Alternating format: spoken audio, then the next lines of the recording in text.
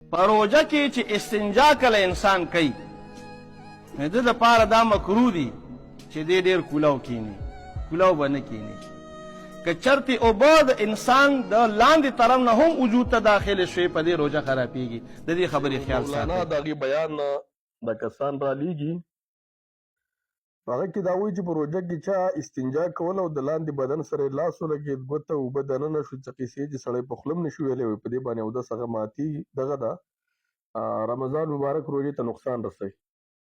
حالانکې په حدیثو کې لس نقصانات یا ځینې وذکر کړي چې په هغې سره روژه دغه کېږي خرابېږي.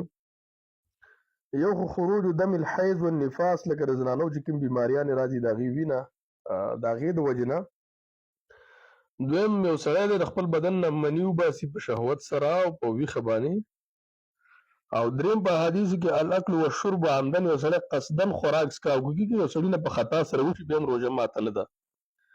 بل یو سړی دی قصدن الټۍ وکړي قی ورته څوک وایي څوک ورته الټۍ وایي څوک ورته باقی وایي دا وکړي څوک ورته ګرځونه څوک یو نوم څوک بل دا وکړي.